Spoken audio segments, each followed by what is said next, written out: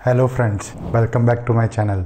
This is Ritesh. ये video third part है जावा course में। पिछले दो पार्ट में हम लोगों ने सबसे पहले तो जावा के बारे में बात करी थी कि हमें जावा कोर्स क्यों करना चाहिए, जावा को कोर्स करके हमें क्या हासिल होने वाला है। सेकंड पार्ट में हम लोगों ने थोड़ा आर्ट ऑफ प्रोग्रामिंग के बारे में समझा था कि एक्चुअल में कंप्यूटर का फंडामेंटल मॉडल क्या होता है, ऑपरेटिंग सिस्टम का रोल क्या है, यूज़र प्रोग्राम्स क्या होते हैं। ये वीडियो कंटिन्यू हो रहा है पिछले दो पार्ट से, और आज इस वीडियो में हम थोड़ी सी जावा की हिस्ट्री के बारे में बात करेंगे कि यार दुनिया में ऐसा क्या ही हो गया कि यार जावा आ गई, और जावा बाकी लैंग्वेजेस से अलग कैसे है, जावा के अंदर क्या मैजिक है। तो ये सारी चीज़ों को आज हम समझने वाले हैं। तो चलिए स्टार्ट करते हैं। किसी भी प्रोग्रामिंग लैंग्वेज की हिस्ट्री को समझने से पहले हमें थोड़ा उसके पीछे की कहानी को समझना पड़ता है कि दुनिया में ऐसे क्या क्या फैक्टर्स थे जिसकी वजह से प्रोग्रामिंग लैंग्वेजेस को इन्वेंट करना पड़ा।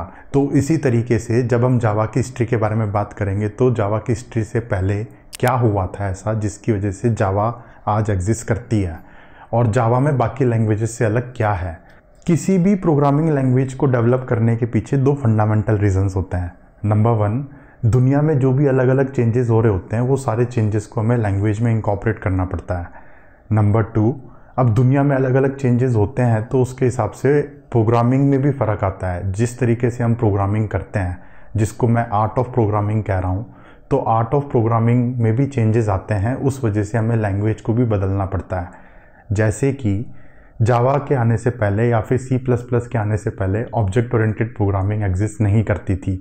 तो ऑब्जेक्ट ओरिएंटेड प्रोग्रामिंग को इम्प्लीमेंट करने के लिए जावा या फिर बाकी लैंग्वेजेस को इन्वेंट किया गया, जो कि आज के नए ज़माने की लैंग्वेज है। तो इस तरीके से ये जो दो फैक्टर्स होते हैं ये बहुत ही इंपॉर्टेंट फैक्टर्स हैं, और जैसे जैसे हम लोग इस वीडियो में आगे बढ़ेंगे आपको ये समझ में आएगा कि ये दोनों फैक्टर्स ने किस तरीके से कंट्रीब्यूट किया है जावा के इवोल्यूशन में। तो सबसे पहले बात कर लेते हैं जावा की लीनिएज की। अब लीनिएज का ये तो इंग्लिश टर्म है, बट इसका हिंदी में मतलब होता है वंशावली, या फिर जावा कौन से खानदान से है। तो जावा के जो दादा परदादा थे वो तो थे C और C++। जावा का सिंटैक्स लिया गया है C से, और जावा में जो ऑब्जेक्ट ओरिएंटेड फीचर्स हैं वो C++ से लिए गए हैं। अब हम थोड़ा आगे बढ़ते हैं और ये समझते हैं कि C कहाँ से आई। C लैंग्वेज को 1972 में डेनिस रिची ने इन्वेंट किया गया था। ये वो बंदा है। अब C लैंग्वेज के आने से पहले जैसे 1960s में 1970s में स्ट्रक्चर्ड प्रोग्रामिंग एग्जिस्ट नहीं करती थी। C लैंग्वेज के आने से पहले जो भी लैंग्वेजेस थी जैसे कि फोर्टान, बेसिक, कोबॉल, वो एक तरीके से प्रोसीजरल लैंग्वेज थी, और वहाँ पे हम जो भी प्राइमरीली कोड लिखते थे वो मेनली गो टू स्टेटमेंट्स को यूज़ करके लिखा जाता था। जैसे कि यहाँ पे मेरे पास एक प्रोग्राम है और यहाँ पे मैं अगर गो टू लाइन नंबर 20 लिखता हूँ तो मेरा प्रोग्राम लाइन नंबर 20 पे चला जाएगा। तो इस तरीके से पहले प्रोग्राम के स्ट्रक्चर को मैनेज किया जाता था। अब इसमें दिक्कत क्या होती है, आप खुद इमेजिन करो कि अगर मैं अलग अलग जगह पे गो टू करके लिख रहा हूँ तो जो मेरा कोड है वो एक तरीके से स्पैगेटी कोड बन जाएगा। जैसे नूडल्स होते हैं ना आपस में टैंगल्ड, उस तरीके से मेरा कोड बन जाएगा, और इस कोड को समझना तो बहुत ही मुश्किल है। इसीलिए इस प्रॉब्लम को सॉल्व करने के लिए C प्रोग्रामिंग लैंग्वेज को दुनिया में लेके आए। इस प्रॉब्लम को सॉल्व करना इतना ज़रूरी क्यों है? जैसे कि मैंने आपको पिछले वीडियो में बताया था, कंप्यूटर के इवोल्यूशन में 1950s में ट्रांजिस्टर का इन्वेंशन हुआ, और ट्रांजिस्टर के इन्वेंशन होने के बाद कंप्यूटर्स जो पहले बड़े बड़े कंप्यूटर्स हुआ करते थे वो छोटे कंप्यूटर्स होने लग गए, और 1970s में कंप्यूटर रिवोल्यूशन एकदम पीक पे था। उसी टाइम पे एप्पल कंपनी का फाउंडेशन हुआ, उसी टाइम पे माइक्रोसॉफ्ट कंपनी भी एग्जिस्ट कर रही थी। तो कंप्यूटर रिवॉल्यूशन इतनी तेज़ी से आगे बढ़ रहा था, बट जो प्रोग्रामर्स के प्रोग्राम करने की एबिलिटी थी वो बहुत ही लिमिटेड थी। जो पुरानी लैंग्वेजेस थी वो स्ट्रक्चर्ड नहीं थी, तो वहाँ पे आप मैक्सिमम 100, 200, 500 लाइनों का कोड लिख सकते थे। उसके बाद प्रोग्राम इतना कॉम्प्लेक्स हो जाता था कि वो एक तरीके से नूडल की तरह होता था, और उसको मैनेज करना बहुत ही मुश्किल था। तो इस प्रॉब्लम को सॉल्व करने के लिए C प्रोग्रामिंग लैंग्वेज को इन्वेंट किया गया था। और इसमें जैसे कि मैंने आपको बताया था कि प्रोग्रामिंग लैंग्वेज के इन्वेंशन के पीछे दो फैक्टर्स जिम्मेदार होते हैं। तो जो सबसे पहला फैक्टर था कि यार दुनिया में चेंजेस हो रहे हैं, उस वजह से प्रोग्रामिंग लैंग्वेज में भी चेंजेस करने पड़ेंगे, तो C को लेके आए।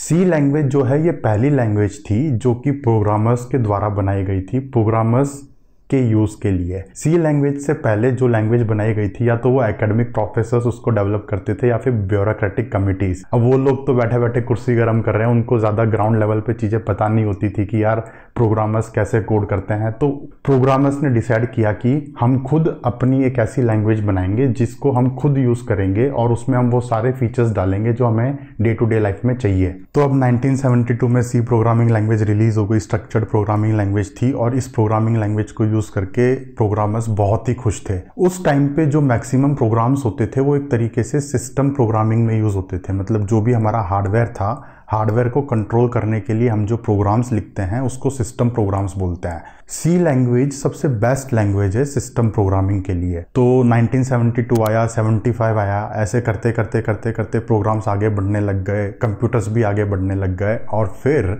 1980 आते आते जो स्ट्रक्चर्ड प्रोग्रामिंग लैंग्वेज थी उसकी भी लिमिट रीच हो गई। एक ऐसा पॉइंट आता है जिस पॉइंट पे आप मतलब गिव अप कर देते हो कि यार इतना ज़्यादा कॉम्प्लेक्स होने लग गया है प्रोग्राम कि अब इसको मैनेज करना बहुत मुश्किल हो गया है। अब हमें कोई एक नई लैंग्वेज चाहिए जिसको यूज़ करके हम कॉम्प्लेक्स प्रोग्राम्स लिख सकें। पुराने ज़माने में जो हार्डवेयर होते थे या जो भी सिस्टम होते थे उसमें जैसे 5000 2000 लाइनों का कोड लिख दिया एंड डेट्स इट। ये मैं अपने अंदाजे से बता रहा हूँ, ऐसा कोई फिक्स लिमिट नहीं है कि यार 5000 लाइनों में ही स्ट्रक्चर्ड प्रोग्रामिंग की लिमिट रीच हो जाती है। स्ट्रक्चर्ड प्रोग्रामिंग की लिमिट डिपेंड करती है प्रोग्रामर टू प्रोग्रामर। एक प्रोग्रामर जो होगा वो बहुत दिमाग वाला होगा, वो कहेगा कि यार मैं बहुत लंबे प्रोग्राम को भी मैनेज कर सकता हूँ। एक प्रोग्रामर होगा जो थोड़ा ज़्यादा रिलैक्स्ड होगा, वो कहेगा कि यार मैं तो छोटे प्रोग्राम को मैनेज कर सकता हूँ। But at some point of time आप एक ऐसी लिमिट पे पहुँच जाओगे जहाँ पे आप कॉम्प्लेक्सिटी को मैनेज करने के लिए आपको कुछ नई चीज़ें चाहिए। और इसीलिए 1979 में C++ को इन्वेंट किया गया बजरने स्ट्रैटोस्टॉक के द्वारा। ये वो बंदा है और इसने सबसे पहले C++ को रिलीज़ किया था, इन्वेंट किया था। तो अब C++ के इन्वेंशन के पीछे क्या फैक्टर्स हैं? सबसे पहला फैक्टर तो जो मैंने आपको बताया कि यार स्ट्रक्चर्ड प्रोग्रामिंग लैंग्वेज की लिमिट रीच होने लग गई थी, तो हमें एक नया प्रोग्रामिंग मॉडल चाहिए था, कंप्लीटली न्यू पैराडाइम। और ये जो पैराडाइम है ये है object oriented programming. Object oriented programming का इन्वेंशन उसी जमाने में हुआ था, उससे पहले ऑब्जेक्ट ओरिएंटेड प्रोग्रामिंग एग्जिस्ट ही नहीं करती थी। आने वाले वीडियो में हम ऑब्जेक्ट ओरिएंटेड प्रोग्रामिंग को एकदम डिटेल में समझेंगे कि ऑब्जेक्ट ओरिएंटेड प्रोग्रामिंग मॉडल क्या है, पैराडाइम क्या है, बट एकदम ब्रीफ डिस्क्रिप्शन दे देता हूं मैं आप लोगों को। ऑब्जेक्ट ओरिएंटेड प्रोग्रामिंग में हम प्रोग्राम के कोड को ऑब्जेक्ट्स के अराउंड स्ट्रक्चर करते हैं और एक ऑब्जेक्ट किसी दूसरे ऑब्जेक्ट पर डिपेंड करता है अपना काम करने के लिए। जैसे कि अगर मेरे पास ह्यूमन है तो ह्यूमन को खाना खाने के लिए हो सकता है कि किचन की ज़रूरत पड़े खाना बनाने के लिए। तो इस तरीके से एक ऑब्जेक्ट दूसरे ऑब्जेक्ट पर डिपेंड करता था। ऑब्जेक्ट ओरिएंटेड प्रोग्रामिंग में 3 पिलर्स होते हैं, इनहेरिटेंस, इनकैप्सुलेशन और एब्स्ट्रैक्शन। अब ये 3 पिलर्स कैसे एक्चुअल में प्रोग्रामिंग मॉडल में यूज़ किए जाते हैं और ऑब्जेक्ट ओरिएंटेड प्रोग्रामिंग बाकी जैसे स्ट्रक्चर्ड प्रोग्रामिंग है या फिर प्रोसीजरल प्रोग्रामिंग है उससे कैसे अलग है, ये तो हम आने वाले वीडियोस में एकदम डिटेल में समझेंगे। फिलहाल के लिए आप इतना ध्यान रखो कि C++ एक ऑब्जेक्ट ओरिएंटेड प्रोग्रामिंग थी और ऑब्जेक्ट ओरिएंटेड प्रोग्रामिंग को इन्वेंट इसीलिए किया गया क्योंकि स्ट्रक्चर्ड प्रोग्रामिंग की लिमिट रीच हो गई थी। वहाँ पे प्रोग्राम्स इतने कॉम्प्लेक्स होने लग गए थे कि उनको मैनेज करना बहुत ही मुश्किल था। C++ जो लैंग्वेज है, C++ का पहले नाम C++ नहीं था बल्कि C विथ क्लासेस था। C++ को एक नई लैंग्वेज नहीं है बल्कि C लैंग्वेज के ऊपर कुछ एडिशनल फीचर्स को बिल्ट इन किया गया है जिस वजह से ऑब्जेक्ट ओरिएंटेड प्रोग्रामिंग मॉडल को इम्प्लीमेंट कर सकें फिजिकली कंप्यूटर पे कोड लिख के। 1980 में जब C++ प्रोग्रामिंग का रिलीज हुआ उसके बाद तो प्रोग्रामर्स इतने खुश थे कि उनको लग रहा था कि यार अपुनिच भगवान है, मतलब इट्स लाइक कि उनको जन्नत मिल गई है। उनको वो सब कुछ मिल रहा था जो उनको प्रोग्राम करने के लिए चाहिए था, उनको ऑब्जेक्ट ओरिएंटेड फीचर्स भी मिल रहे थे, सब कुछ था। लेकिन मतलब भगवान तो नहीं है ना वो लोग, जो ऊपर भगवान बैठे हैं वो कह रहे हैं रुक बेटा अभी तेरे को दिखाता हूँ। उस टाइम पे दुनिया में ऐसा कुछ हो रहा था जो हमारे प्रोग्रामर्स के समझ के बाहर था। 1990 में इंटरनेट पॉपुलर होना शुरू हुआ और वर्ल्ड वाइड वेब जो कि पहले कुछ लोग इस्तेमाल करते थे अब वो जनता तक पहुंचने लग गया। बहुत ही मास स्केल पे वर्ल्ड वाइड वेब यूज़ होने लग गया। अब इतने मास स्केल पे वर्ल्ड वाइड वेब यूज़ होने लग गया था, उस टाइम पे एक नई प्रोग्रामिंग लैंग्वेज की नीड थी। यहीं से आपका इन्वेंशन हुआ जावा का। जावा प्रोग्रामिंग लैंग्वेज को इतने बंदों ने मिलकर बनाया था। ये सारे के सारे बंदे सन माइक्रोसिस्टम्स में काम करते थे 1990s में। और यहाँ पे जो हमें सबसे प्राइमरीली बंदा सुनने को मिलता है वो है James Gosling. But James Gosling अकेले तो कोई प्रोग्रामिंग लैंग्वेज नहीं बना सकते, उनको पूरी टीम की नीड थी और ये जितने भी बंदे थे ये सारे के सारे उनके टीम में थे और इन सब लोगों ने मिलकर जावा प्रोग्रामिंग लैंग्वेज को बनाया। एक इंटरेस्टिंग फैक्ट है जावा प्रोग्रामिंग लैंग्वेज को लेके, जावा का पहले नाम जावा नहीं था बल्कि ओक था। जेम्स गॉसलिंग जिस डेस्क पे बैठ के काम करते थे वहाँ पे सामने एक खिड़की थी, तो जब वो खिड़की से बाहर देखते थे तो वहाँ पे उनको एक ओक ट्री दिखता था, तो उन्होंने उस प्रोग्रामिंग लैंग्वेज का नाम ही ओक रख दिया। जो ओक लैंग्वेज है उसका पहला वर्जन रिलीज़ हुआ था 1992 में। ये एक पब्लिक वर्जन नहीं था बल्कि ये इंटरनल वर्जन था टेस्टिंग के लिए, alpha testing, beta testing and so on. 1995 में ओक प्रोग्रामिंग लैंग्वेज का नाम बदल के जावा रख दिया गया और जावा को पब्लिकली अनाउंस कर दिया। तो इस तरीके से हम ये मानते हैं कि जावा 1995 में रिलीज़ हुई थी, बल्कि जावा पे तो काम बहुत सालों से चल रहा था, मतलब 4-5 सालों से जावा पे काम चल रहा था और उसके बाद 1995 में जावा को पब्लिकली रिलीज़ किया गया। जब जावा को पब्लिकली रिलीज़ किया गया तो उसके बाद वो आग की तरह फैल गई और इंटरनेट पे यूज़ होने वाली सबसे नंबर 1 लैंग्वेज बन गई। उस टाइम पे भी नंबर 1 थी और आज भी नंबर 1 है। पिछले 30 सालों में उसको कोई नहीं हटा पाया अपनी पोजीशन से। बहुत सारी लैंग्वेजेस आई दुनिया में, चल रही हैं, बट फिर भी जावा की पोजीशन तो नंबर 1 ही है। जावा लैंग्वेज आज के ज़माने में इंटरनेट पे यूज़ होने वाली सबसे ज़्यादा पॉपुलर लैंग्वेज है। इससे पॉपुलर लैंग्वेज कोई एग्जिस्ट ही नहीं करती। जब मैंने अपनी कोडिंग स्टार्ट करी थी 2013 में, तब कहते थे कि यार जावा का ज़माना चला गया, बट आज भी जावा एग्जिस्ट करती है। जावा इतने डिवाइसेस पे रन होती है, यहाँ पे आप ज़ीरो को काउंट करोगे तो 10 ज़ीरो हैं ये, दैट इज़ 60 बिलियन डिवाइसेस पे जावा रन होती है। पूरी दुनिया की population is somewhere around 8 billion. तो अगर हर बंदे के हाथ में 8 फ़ोन दे दिए जाएं तो जाके इतने डिवाइसेस एग्जिस्ट करेंगे कि जितनों पे जावा यूज़ होती है। बट कमाल की बात तो ये है कि जावा प्रोग्रामिंग लैंग्वेज को इनिशियली वर्ल्ड वाइड वेब के लिए बनाया नहीं गया था, बल्कि किसी और चीज़ के लिए बनाया गया था। अभी उसको समझते हैं। अब मैं आपको जावा के इन्वेंशन के पीछे की स्टोरी बताता हूँ कि यार जावा को इन्वेंट क्यों करना पड़ा। अब वर्ल्ड वाइड वेब तो उस टाइम पे चल ही रहा था, बट मैंने जैसे आपको बताया वर्ल्ड वाइड वेब जो था वो प्राइमरी फैक्टर नहीं था। 1990s में कंज्यूमर इलेक्ट्रॉनिक डिवाइसेस बहुत ही ज़्यादा वाइड स्प्रेड तरीके से फैल रहे थे। हर घर में माइक्रोवेव ओवन एग्जिस्ट करता था, हर घर में वॉशिंग मशीन एग्जिस्ट करते थे। हमारे यहाँ पे तो नहीं, बट यूनाइटेड स्टेट्स में जो इकोनॉमी थी वो बहुत ही ज़्यादा बूम पे थी। तो इतने सारे जो डिवाइसेस हैं, कंज्यूमर इलेक्ट्रॉनिक डिवाइसेस हैं, इन सब के अंदर अलग अलग टाइप के हार्डवेयर होते हैं, अलग अलग टाइप के प्रोसेसर्स होते हैं। अब लास्ट वीडियो को अगर आपने देखा होगा तो वहाँ पे जो हम प्रोग्राम लिखते हैं, प्रोग्राम को हमें कंपाइल करना पड़ता है मशीन कोड में। इस प्रोसेस को बोलते हैं कंपाइलेशन। कंप्यूटर को तो सिर्फ 0-1 समझ में आता है और जो हम प्रोग्रामिंग लैंग्वेज लिखते हैं वो एक तरीके से सूडो कोड, मिनी इंग्लिश की तरह है, इफ़ एल्स ये वो। तो ये इफ़ एल्स को 0-1 में बदलने की प्रोसेस को हम बोलते हैं कंपाइलेशन। और जो कंपाइलेशन होता है वो अलग अलग हार्डवेयर के हिसाब से अलग अलग तरीके से होता है। इंटेल का हार्डवेयर है तो अलग तरीके से, AMD का है तो अलग तरीके से, और अगर कंज्यूमर इलेक्ट्रॉनिक डिवाइसेस में कोई हार्डवेयर लगा हुआ है तो उसको आप अलग तरीके से कंपाइल करोगे। C या C++ जो भी लैंग्वेजेस हैं ये किसी भी हार्डवेयर के लिए कंपाइल हो सकती हैं, इसमें कोई दिक्कत नहीं है। पर आपको अलग अलग हार्डवेयर के लिए कंपाइलर्स चाहिए जो कि उस लैंग्वेज को उठा के उस टारगेट हार्डवेयर के हिसाब से कंपाइल करेंगे। तो इतने सारे कंज्यूमर इलेक्ट्रॉनिक डिवाइस एग्जिस्ट करते थे, तो आपको या तो इतने सारे डिवाइसेस के हिसाब से अलग अलग कंपाइलर्स लिखने पड़ते और आप प्रोग्राम लिखोगे C++ में, फिर उसको अलग हार्डवेयर के हिसाब से कंपाइल करोगे। ये एक बहुत ही टाइम कंज्यूमिंग, टीडीएस और बहुत ही पैसे वाली प्रोसेस है। मतलब आपको पूरे बंदे बिठाने पड़ेंगे, टीम बिठानी पड़ेगी कि यार अलग अलग कंपाइलर्स बनाओ अलग अलग हार्डवेयर के हिसाब से। इस प्रॉब्लम को सॉल्व करने के लिए 1990s में सन माइक्रोसिस्टम्स ने ये काम दिया था जेम्स गॉसलिंग और उसकी टीम को कि आप कोई एक ऐसी प्रोग्रामिंग लैंग्वेज इन्वेंट करो जिसको हमें बार बार कंपाइल ना करना पड़े। और यहीं से जावा का मैजिक शुरू होता है। जावा एक ऐसी लैंग्वेज है जिसको आपको अलग अलग हार्डवेयर के हिसाब से अलग तरीके से कंपाइल नहीं करना पड़ता। क्यों नहीं करना पड़ता, कैसे चलती है जावा, ये अभी 2-4 मिनट में आपको इस वीडियो में समझ में आ जाएगा। फिलहाल के लिए मैं ये एज्यूम कर रहा हूँ कि आप जावा के इन्वेंशन के पीछे के फोर्सेस को समझ रहे हो कि उस टाइम पे क्या सिचुएशंस एग्जिस्ट करती थी जिस वजह से जावा को बनाना पड़ा in the first place. C++ से भी तो काम चल सकता था, पर नहीं। तो कंज्यूमर इलेक्ट्रॉनिक डिवाइसेस जो थे वो फर्स्ट रीज़न था जिस वजह से जावा को इन्वेंट किया गया। पर उसी टाइम पे इंटरनेट भी बहुत ही ज़्यादा पॉपुलर हो रहा था, और जो प्रॉब्लम कंज्यूमर इलेक्ट्रॉनिक डिवाइसेस में एग्जिस्ट करती है वो सेम प्रॉब्लम आपको इंटरनेट पे भी एग्जिस्ट करती है। इंटरनेट पे भी आपके पास बहुत सारे डिवाइसेस होते हैं, अलग अलग हार्डवेयर होता है। तो इतने सारे डिवाइसेस के लिए अगर आप C या C++ लैंग्वेज में कोई कोड करोगे तो आपको अलग तरीके से कंपाइल करना पड़ेगा। तो जावा उस टाइम पे बिल्कुल फिट बैठ रही थी।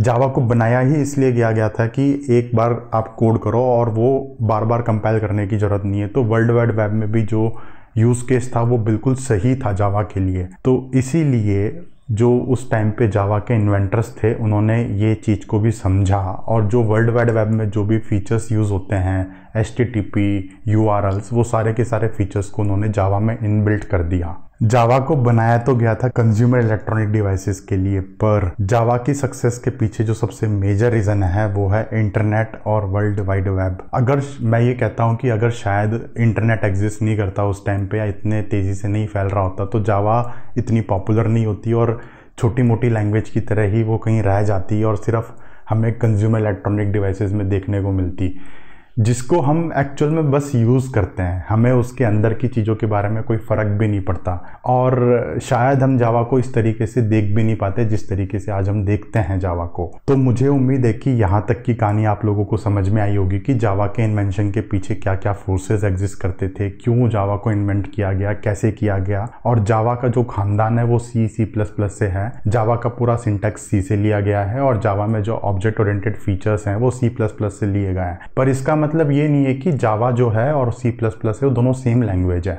बिल्कुल नहीं। जावा को अलग प्रॉब्लम सॉल्व करने के लिए बनाया गया था और C++ को अलग प्रॉब्लम सॉल्व करने के लिए बनाया गया था।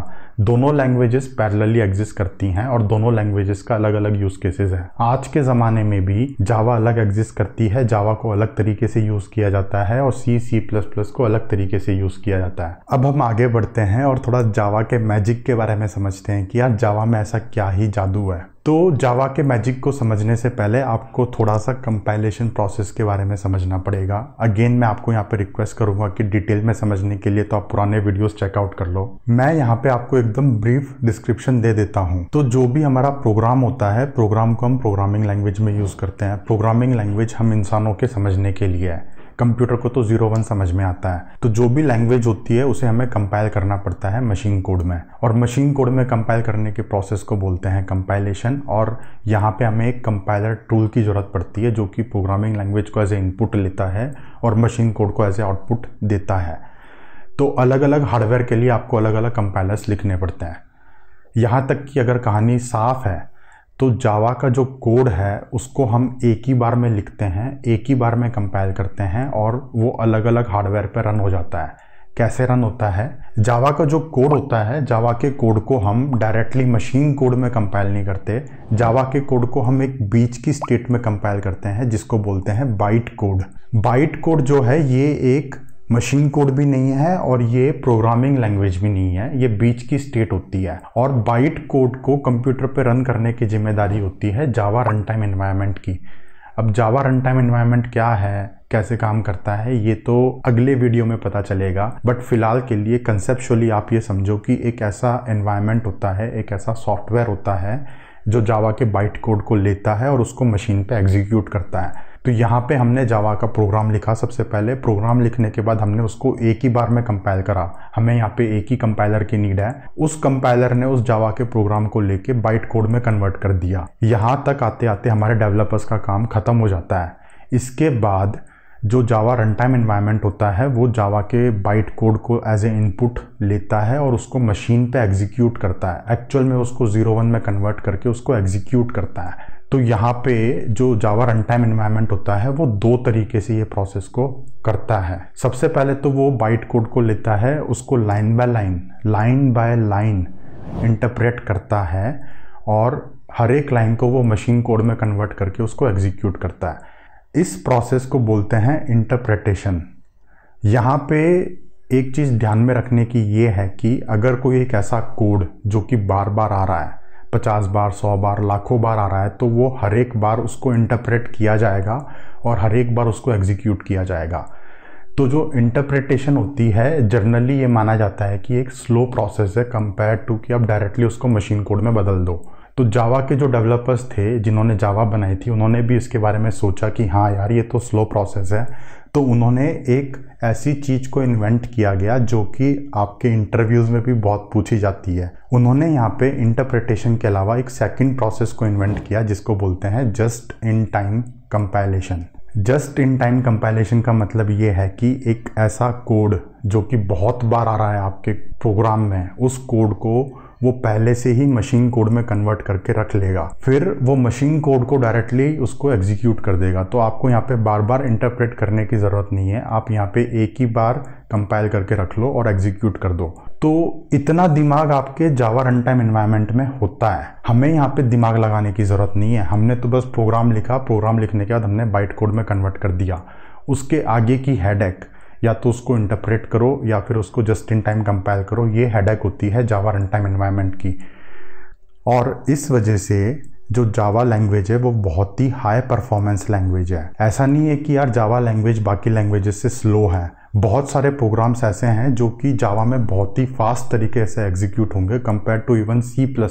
तो आपके दिमाग में अगर ये मिसकंसेप्शन है या फिर अगर आपको इंटरव्यू में क्वेश्चन पूछा जाता है, आपको थोड़ा सा डाउट में डाला जाता है, तो आप एकदम अपने माइंड में क्लैरिटी रखना, जावा कोई स्लो लैंग्वेज नहीं है, जावा बहुत ही फास्ट लैंग्वेज है। और ये सारा का सारा काम जो यहाँ पे हो रहा है, आप इस पिक्चर को एक बार अपने दिमाग में अच्छे से चिपका लो।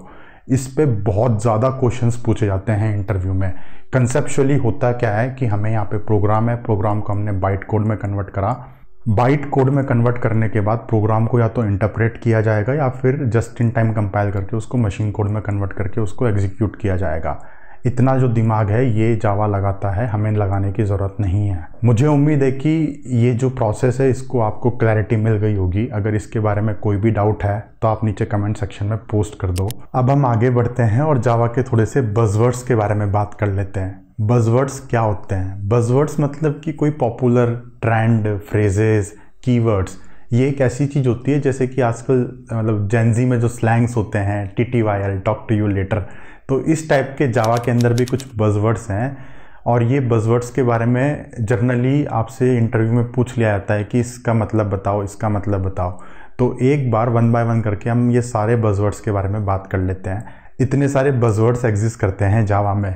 तो सबसे पहले है सिंपल। जावा प्रोग्रामिंग लैंग्वेज बहुत ही सिंपल है। जावा प्रोग्रामिंग लैंग्वेज को जब इन्वेंट किया गया था तो उस टाइम पे उसका सिंटैक्स लिया गया था C से और ऑब्जेक्ट ओरिएंटेड फीचर्स को लिए गए थे C++ से। ये करने का एक मेजर रीज़न ये था कि उस टाइम पे जो भी प्रोग्रामर्स थे वो C या C++ पे कोड करते थे, तो वो लोग नई लैंग्वेज पे कैसे शिफ्ट करेंगे। नई लैंग्वेज पे मूव करने के लिए आपको बहुत ही इजी मूव करना चाहिए। इसीलिए जावा ने ये ध्यान रखा कि पुरानी लैंग्वेजेस से इन्फ्लुएंस करके उससे कुछ फीचर्स ले लिए जाएं। अब यहाँ पे अगर कोई भी एक प्रोग्रामर जिसको C या C++ आती हो तो वो बहुत ही आसानी से जावा सीख सकता था। लेकिन आज के टाइम पे जब जावा रिलीज़ होने के 30 साल बाद जब मैं ये कोर्स बना रहा हूँ तो मैं आपको ये कह रहा हूँ कि अगर आपको C या C++ भी नहीं आती ना तो भी आप जावा बहुत ही ईजी तरीके से सीख सकते हो। यहाँ पे तो हम एकदम एज्यूम करके बैठे हैं कि आप एकदम ज़ीरो पे हो और आप ज़ीरो से स्टार्ट कर रहे हो। आपको प्रोग्रामिंग का P भी नहीं आता होगा ना तो भी आप जावा सीख सकते हो। इतनी सिंपल लैंग्वेज है जावा सीखने के लिए। फिर उसके आगे यहाँ पे जो सेकंड बज़वर्ड है वो है ऑब्जेक्ट ओरिएंटेड प्रोग्रामिंग। तो जावा जो है ये एक ऑब्जेक्ट ओरिएंटेड लैंग्वेज है। ऑब्जेक्ट ओरिएंटेड लैंग्वेज का मतलब क्या होता है ये तो मैंने आपको बताया। इसके अंदर कुछ ऑब्जेक्ट ओरिएंटेड फीचर्स हैं। जावा लैंग्वेज जो है ये पुरानी लैंग्वेज से इन्फ्लुएंस है जैसे कि C या C++, बट जावा जो है ये कम्प्लीटली न्यू लैंग्वेज है। तो यहाँ पे जो भी जावा के डिज़ाइनर्स थे उनके पास ना फ्रीडम थी, वो किसी भी तरीके से लैंग्वेज को डेवलप कर सकते थे। उन्होंने है ना पुरानी लैंग्वेजेस से जो भी सबसे अच्छी चीज़ें थी उसको उठाई और उस टाइम पे जो भी कुछ नई चीज़ों की ज़रूरत थी उसको और ऐड कर दिया और एक ऐसी लैंग्वेज बना दी जो कि बहुत ही सिंपल, रोबस्ट और बहुत ही कॉम्प्लेक्स प्रोग्राम्स आप जावा में कर सकते हो। ऑब्जेक्ट ओरिएंटेड फीचर्स जो हैं जावा के अंदर सब कुछ ऑब्जेक्ट ही है, तो आप बहुत ही कॉम्प्लेक्स फीचर्स, कॉम्प्लेक्स प्रोग्राम्स लिख सकते हो जावा में। तो यहाँ पे ऑब्जेक्ट ओरिएंटेड का मतलब ये हुआ। फिर यहाँ पे आता है सिक्योर। जावा जो है ये बहुत ही सिक्योर लैंग्वेज है। अब आप यहाँ पे सिक्योरिटी को कैसे रिलेट करोगे, जैसे कि मैंने आपको बताया जो जावा प्रोग्राम होता है उसको रन करने की रिस्पॉन्सिबिलिटी होती है JRE की। तो आपका जो जावा प्रोग्राम है ये एक सैंडबॉक्स एनवायरनमेंट में रन होता है। यहाँ पे सैंडबॉक्स एनवायरनमेंट का मतलब क्या है, मैं आपको एक एग्जाम्पल देता हूँ। जैसे कि प्रोग्राम को तो कोई भी कर सकता है, तो अगर मैं एक हैकर हूँ तो मैं एक ऐसा प्रोग्राम लिख सकता हूँ जिसमें मैं आपके हार्ड डिस्क को उड़ा दूं, पूरी की पूरा डाटा डिलीट कर दूं मैं। और अगर आप इंटरनेट से कोई प्रोग्राम डाउनलोड करते हो तो आप ऐसा प्रोग्राम डाउनलोड करके रन भी कर सकते हो बाय मिस्टेक, लेकिन फिर भी आपका सिस्टम सिक्योर रहेगा। क्यों रहेगा सिक्योर? क्योंकि आपका जो जावा प्रोग्राम है वो एक जावा वर्चुअल मशीन, जावा रन टाइम एनवायरनमेंट के अंदर रन होता है। तो जब आपका प्रोग्राम एक ऐसे एनवायरनमेंट के अंदर रन होता है जिसके ऊपर कंट्रोल है, तो अगर किसी हैकर ने कोई गलत सा कोड लिखा हुआ है आपकी फाइल्स को डिलीट करने के लिए, तो भी जो जावा है वो आपकी फाइल्स को डिलीट नहीं होने देगी। वहाँ पे एक सिक्योरिटी लेयर बिल्ट इन होती है, और ये जो सिक्योरिटी लेयर होती है ये प्रोवाइड करता है जावा रन टाइम एनवायरनमेंट। अब आप सोचोगे कि यार कोई भी एक बंदा जावा रन टाइम एनवायरनमेंट बना सकता है और उसमें एक गलत तरीके से सिस्टम को मैनिपुलेट कर सकता है, तो ऐसा नहीं है। जावा रन टाइम एनवायरनमेंट जो है ये ओरेकल ही बेसिकली बनाता है और मार्केट में रिलीज करता है। ओरेकल एक रेप्यूटेड कंपनी है, बहुत ही बड़ी कंपनी है, तो वहाँ पे एक ट्रस्ट फैक्टर जनरेट होता है कि अगर ये कंपनी कोई प्रोडक्ट मार्केट में लेके आएगी तो सेफ, सिक्योर, रिलायबल ही होगा। तो आपका जो रन टाइम एनवायरनमेंट है वो किसी एक मैन्युफैक्चरर ने बनाया, डेवलपर ने बनाया और मार्केट में रिलीज कर दिया, और आपके जो जावा के प्रोग्राम्स है उसको कोई भी कर सकता है, कोई भी जावा का प्रोग्राम लिख सकता है। तो अगर किसी हैकर ने कोई प्रोग्राम लिख दिया, मैलिशियस प्रोग्राम लिख दिया, तो अगर वो रन टाइम एनवायरनमेंट में उसको रन करने जाएगा तो वो वहाँ पे फेल हो जाएगा, और ये इस तरीके से आपको मिलती है सिक्योरिटी। फिर यहाँ पे जो अगला बज़वर्ड है वो है पोर्टेबल। पोर्टेबल का मतलब यहाँ पे बहुत ही सिंपल सा है कि जावा प्रोग्राम को हमें एक बार करना पड़ता है और एक बार करने के बाद हम उसको किसी भी प्लेटफॉर्म पे रन कर सकते हैं। हमें यहाँ पे एक ही बार कंपाइल करना है और अलग अलग प्लेटफॉर्म्स पे रन करने के लिए हमें अलग अलग JRE इंस्टॉल करना पड़ता है, और JRE की रिस्पॉन्सिबिलिटी हमारी नहीं है। JRE को तो जैसे ओरेकल वगैरह बनाते हैं, तो ओरेकल ने अगर विंडोज़ के लिए JRE बना रखा है तो मैं अपने प्रोग्राम को विंडोज़ पे रन कर सकता हूँ, अगर मैक के लिए बना रखा है तो कर सकता हूँ, एंड सो ऑन। तो इस तरीके से जो मेरा प्रोग्राम है उसको मैं एक ही बार कोड करूंगा और वो अलग अलग टारगेट हार्डवेयर पर रन हो जाएगा। इस तरीके से जो मेरा प्रोग्राम होता है वो पोर्टेबल बन जाता है, उसको उठा के मैं कहीं पे भी रन कर सकता हूँ। फिर अगला यहाँ पे जो हमारा बज़वर्ड है वो है रोबस्ट। रोबस्ट क्या होता है? जावा आपकी जो प्रोग्रामिंग लैंग्वेज है ये बहुत ही रोबस्ट है। इसको थोड़ा डिटेल में समझते हैं। जो हमारा वेब का एनवायरनमेंट है, वेब का एनवायरनमेंट प्रोग्राम्स के ऊपर बहुत ही ज़्यादा डिमांड्स, मतलब उसकी वजह से प्रोग्राम के ऊपर बहुत ही ज़्यादा डिमांड आती है कि यार आपका प्रोग्राम हर तरीके से सही चलना चाहिए। तो रोबस्टनेस का मतलब ये होता है कि आपका प्रोग्राम किसी भी एनवायरनमेंट में सही तरीके से रन हो और रिलायबल तरीके से रन हो। तो अब जावा ऐसे क्या फीचर्स देती है जिस वजह से हमारा प्रोग्राम बहुत ही रोबस्ट बन जाता है? किसी भी प्रोग्राम में दो तरीके की एरर आती है, जनरली दो तरीके की एरर आती है। या तो आपने गलत तरीके से मेमोरी को मैनेज किया होता है, या फिर आप कोई एरर कंडीशंस को छोड़ देते हो। जैसे कि अगर आपने डिवाइड बाय 0 कर दिया फॉर एग्जांपल, तो ये एक एरर कंडीशन है। आप इस तरीके की कंडीशंस को अगर आपने सही तरीके से अपने प्रोग्राम में हैंडल नहीं किया तो आपको यहाँ पे एरर्स आ जाएंगी। तो ये दोनों एरर्स को जावा बहुत ही ईजिली मैनेज करता है। कैसे करता है? जावा एक स्ट्रांगली टाइप्ड लैंग्वेज है। इसका मतलब ये है कि बहुत सारे मिस्टेक्स आपको कोड करते समय ही पता चल जाएगी। आपका कोड जब आपके सिस्टम पे होगा तभी आपको समझ में आ जाएगा कि ये एक एरर है। रन टाइम में उसको जाने की ज़रूरत ही नहीं है। जैसे कि जावास्क्रिप्ट है, जावास्क्रिप्ट ऐसा नहीं करती। जावास्क्रिप्ट में आपको बहुत सारे बग्स ऐसे मिलेंगे जो कि रन टाइम पे आते हैं। वो सारे के सारे बग्स को जावा में आप इग्नोर कर देते हो क्योंकि आप कंपाइल टाइम पे ही उसको फिक्स कर देते हो। तो इस तरीके से आपको यहाँ पे एक फीचर तो मिल गया कि यार वो एरर कंडीशंस को इजीली मैनेज करती है, वो स्ट्रांगली टाइप्ड लैंग्वेज है। सेकंड यहाँ पे ये आता है कि जो मेमोरी मैनेजमेंट होता है, मेमोरी मैनेजमेंट आपको करने की ज़रूरत नहीं है। जावा के अंदर मेमोरी मैनेजमेंट का काम जावा खुद हैंडल करता है। कितने, जैसे मान लो अगर आपको एक एरे बनाना है तो एरे बनाने के लिए अगर आपको 1 किलोबाइट की मेमोरी की नीड है तो आपको एलोकेशन डी एलोकेशन नहीं करना पड़ता। अभी कुछ प्रोग्रामर्स जो C++ बैकग्राउंड से होंगे उनको समझ में आ रहा होगा कि एलोकेशन डी एलोकेशन का मतलब क्या है। अगर आपको समझ में नहीं आ रहा तो आप सिर्फ यहाँ पे एज्यूम इमेजिन करो कि एक एरे है, उसमें आपको 1 किलोबाइट की मेमोरी अगर एलोकेट करनी है तो जावा ये काम अपने आप कर देता है, हमें करने की ज़रूरत नहीं होती। तो मेमोरी को अगर डी एलोकेट करना है तो भी जावा अपने आप कर देता है, क्योंकि जावा के अंदर आपके पास गार्बेज कलेक्टर होता है। अब गार्बेज कलेक्टर क्या है इसको हम आगे डिटेल में समझेंगे। तो इतने सारे फीचर्स जावा में बिल्ट इन है। एक्सेप्शनल कंडीशन को हैंडल कर सकते हो, टाइप्ड लैंग्वेज है, मेमोरी एलोकेशन डी एलोकेशन नहीं करना पड़ता आपको। इस वजह से जावा बहुत ही रॉबस्ट लैंग्वेज है। आप उसको किसी भी प्लेटफॉर्म पे रन करोगे आपका कोड बिल्कुल सही चलेगा, जैसा एक्सपेक्टेड आउटपुट है आपको वही मिलेगा।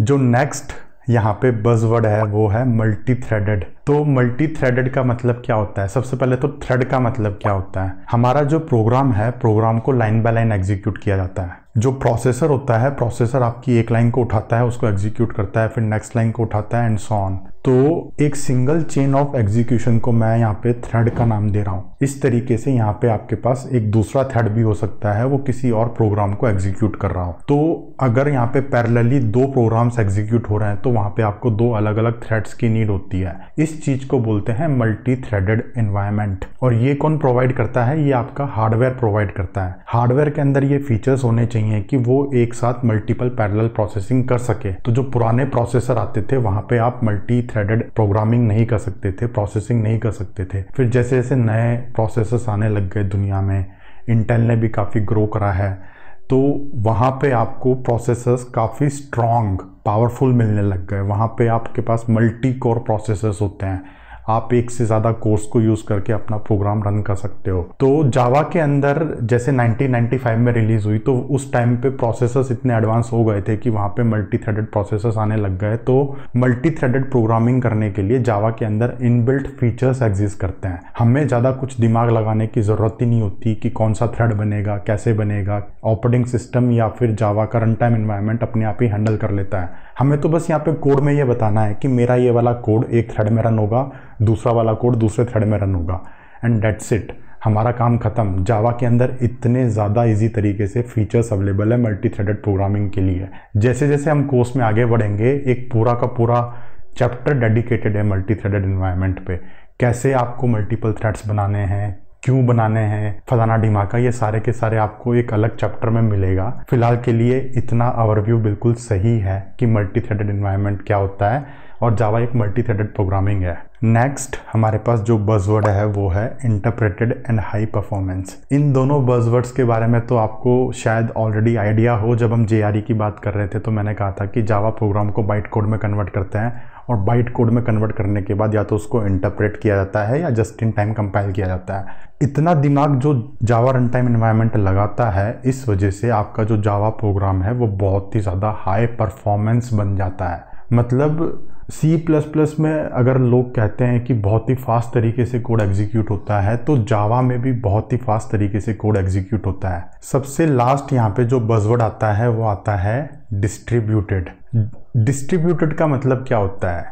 कोई भी एक ऐसा प्रोग्राम जो मल्टीपल कंप्यूटर्स पे एक साथ एग्जीक्यूट हो रहा हो उसको बोलते हैं डिस्ट्रीब्यूटेड प्रोग्राम, और ऐसी प्रोग्रामिंग को बोलते हैं डिस्ट्रीब्यूटेड प्रोग्रामिंग। तो जावा के अंदर आपको इनबिल्ट फीचर्स मिलते हैं जिस वजह से आप डिस्ट्रीब्यूटेड प्रोग्रामिंग बहुत ही इजीली कर सकते हो। जावा को उस जमाने में बनाया गया था जब वर्ल्ड वाइड वेब पॉपुलर हो रहा था, तो जावा के अंदर नेटवर्किंग के बहुत सारे इनबिल्ट फीचर्स मिलते हैं आपको, HTTP हैंडलिंग के फीचर्स मिलते हैं, URL के फीचर्स मिलते हैं।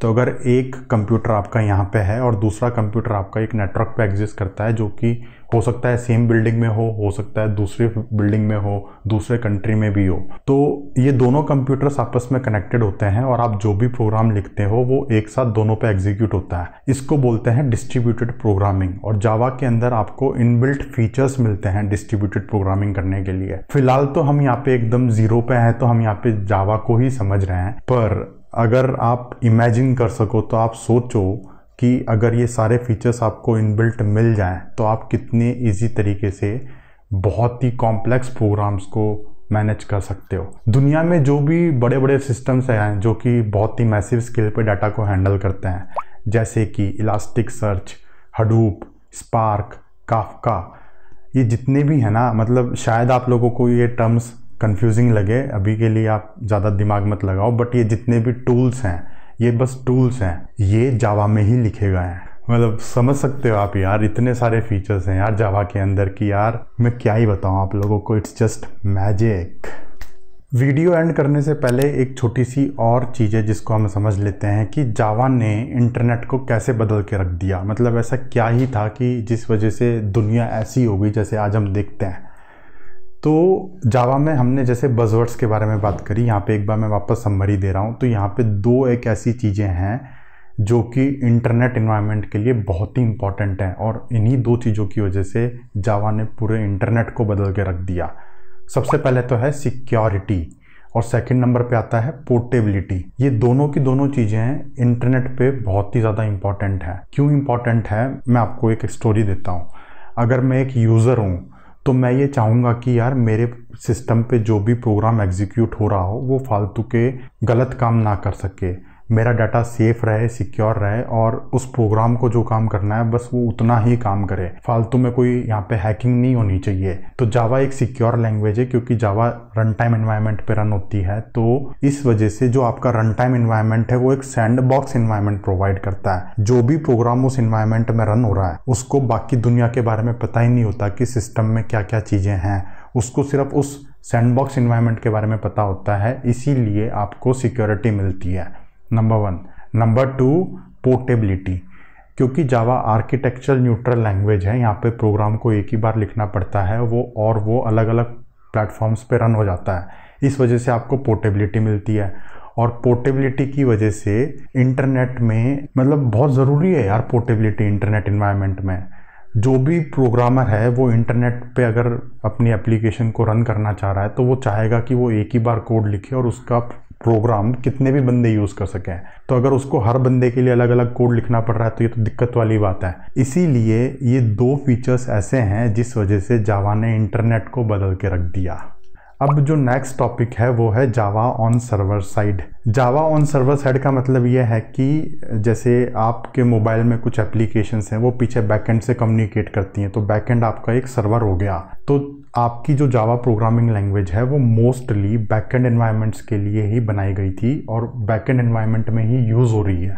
तो कैसे यूज़ होती है, यहाँ पे जावा के अंदर एक कंसेप्ट एग्जिस्ट करता है जिसको बोलते हैं सर्वलेट्स। सर्वलेट्स ऐसी क्लासेस होती हैं जो कि आपके सर्वर एनवायरनमेंट पर रन होती है। इस टॉपिक पे तो हम एकदम डिटेल में बात करेंगे जब हम सेकंड फेज में मूव करेंगे, बट फिलहाल के लिए आपको इतना ही समझना है कि जावा के अंदर ये सारे के सारे फीचर्स हैं जिस वजह से जावा इतनी पॉपुलर हो पाई। तो फ्रेंड्स आज के लिए इतना ही। मुझे लगता है कि एक बार हम आज के टॉपिक्स को समराइज कर लेते हैं। यहाँ पे आपको आज के टॉपिक्स की लिस्ट दिख रही है। अगर इनको लेके अगर आपको कोई भी डाउट है तो नीचे कमेंट सेक्शन में पोस्ट कर दो। अगर आपको वीडियोस अच्छे लग रहे हैं तो लाइक बटन पे क्लिक कर दो। अगर आपके लिए ये सारे के सारे टॉपिक्स हेल्पफुल हैं तो नीचे कमेंट करके बताओ this is helpful. Java course के सारे वीडियोज़ आपको एक प्लेलिस्ट में अवेलेबल हैं। आप यहाँ पे प्लेलिस्ट का लिंक है, नीचे डिस्क्रिप्शन बॉक्स में भी लिंक एग्जिस्ट करता है, आप बुकमार्क कर सकते हो। तो मिलते हैं अगले वीडियो में गाइस, टेक केयर।